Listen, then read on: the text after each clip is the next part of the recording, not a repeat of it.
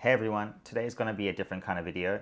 I've had a lot of people ask me about my creative process the last few weeks, and I thought I would share some of that with you today. I think a really big part of me being creative is to allow myself to be present for a couple of hours a day. And that means to sit in my thoughts, to watch my thoughts, and sometimes even just letting my mind wander. And it's not always easy finding the time to do that every day. We're quite busy, we've all got jobs and other commitments. But I will say that if you value something, you will find the time to do it. Just like people who exercise, people who watch their favorite TV shows every day, they still manage to find time to do these things. So if you value being a creative person and if you want to make the world a better place through art, then you're going to find a way to make art and be creative every day. And one of the big things that I've done is I've actually learned to use color to buy myself time or to earn back my time. And what I mean by that is I want to explain how color affects the human psyche. It's it's ingrained inside of us to react to colors in certain ways. If we look at green, we tend to think of abundance and health. And if we look at something like blue, it can be quite euphoric, and at least it gives us that sense of comfort and calm. And it shows in nature. If you think about a beautiful day, you're going to think about a blue sky. And if you think about abundance and health and nature, you're going to think straight away, you think about green, luscious green trees and grass and whatnot. So likewise, companies know this, right? And they're paying scientists millions of dollars to leverage these sort of instinctive reactions we have to color.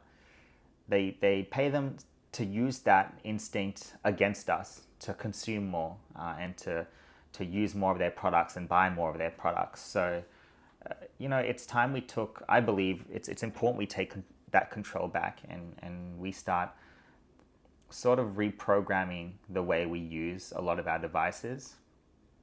I'm going to start by showing you my home screen. So you're going to look at my phone home screen, and your first instinct will be to look at the icons with the little red notification dots on them. And that's by design. We look at red and we straight away we think about being alert. We think about something important when it's red. And that's what phones do. When we unlock our phones, we are straight away drawn to these red dots. And the funny thing is, some of these red dots are not important. An email is something that isn't particularly important in the moment. It can be something you check once a day, maybe twice a day. Your Instagram, if it's got a red dot, it's probably just a message from a friend that you don't need to check instantly, and you could probably give it a few hours. And unfortunately, they want us to continually engage. They continually want our attention. And I'm going to give you an example, right? So if you'll understand this, but a lot of people will open their phone intending to maybe write an email or do something productive, do some banking. And as soon as they unlock it, they will instantly, almost by muscle memory, select Instagram and start scrolling through Instagram. And about 30 seconds in, they might go, "Oh, what was I meant to do on my phone?" And they won't know. And they might lock their phone, and maybe 2 minutes later they'll remember again, and they'll go back to doing that thing. So that's the perfect example of muscle memory. We might sometimes unlock our phone wanting to do a certain thing, and we would have forgotten what that thing is by the time we've unlocked our phone, because our mind is straight away distracted by these colors and these especially these notification sort of red dots. So I'm going to do something interesting, and I'm going to show you my home screen again, but I'm going to show you in grayscale, in black and white. So have a look now. And you're going to look at this, and it's going to be a totally different reaction. So you're not going to be drawn to anything in particular. It actually might look quite unappealing or ugly to some people. It looks quite unappealing to me. But the best part about that is when you look at this, you've got to actually engage your mind and decipher what you're looking at. And what that does is it's actually sort of rewriting some of that muscle memory. It's sort of breaking some of those habits that we have of going into certain apps because they sort of lure us in because of the colors and because of these instinctive habits we have to sort of use them when we unlock our phone. My screen time went from 4.5 hours to close to 2 hours every day, and I've literally earned back 2.5 hours to work on something far more productive, to be more present, to allow myself to actually be in touch with my higher self, to be creative and to actually enjoy life. And when you stop looking at devices, you're gonna start appreciating how beautiful the world around you is and how well designed it is as well. So I'm gonna run through a quick tutorial just to show everyone how they can change their phone to a grayscale, but also how to change it back, because there are sometimes you do want to use your phone in color, and there are really quick ways to sort of alter between the two within seconds without having to go into the settings.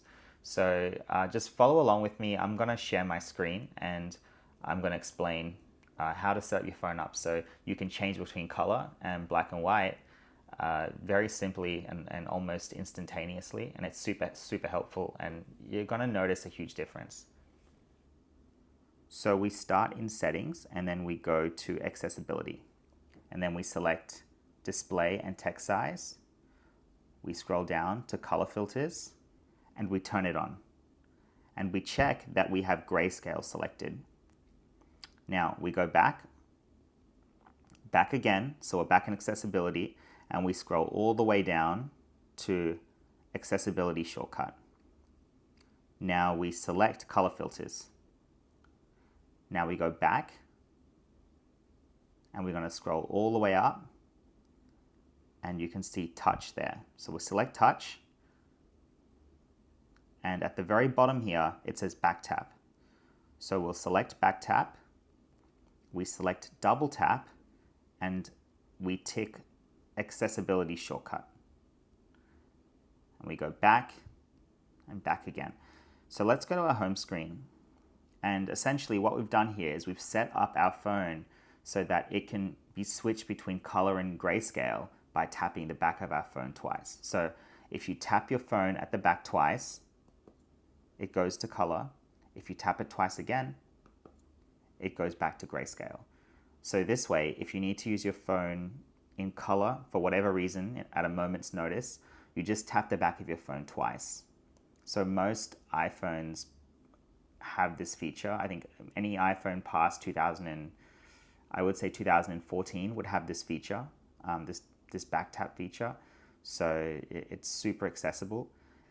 If you guys would like some instructions for Android phones, please leave a comment and I will upload a short tutorial for Android phones as well. So it does take a little bit of discipline to use your phone in grayscale. It's very tempting to change it back to color within the first few days, but I would encourage you to stick with it. After a few days, you do get used to it, and it's amazing. You stop using your phone as an entertainment device and you start using it as a tool, because that's what it is.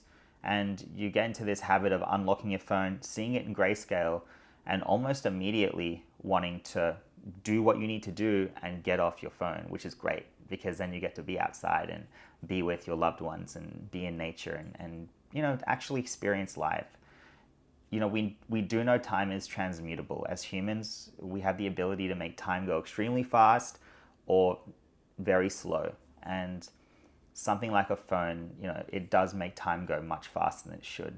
And when you take when you take the time to be present and sit in time and let it go slowly, that's when you can really connect to your higher self and create and be the best version of yourself. I think that's super important that we all do that. We're all really reflective every day, and we try to be better versions of ourselves every day.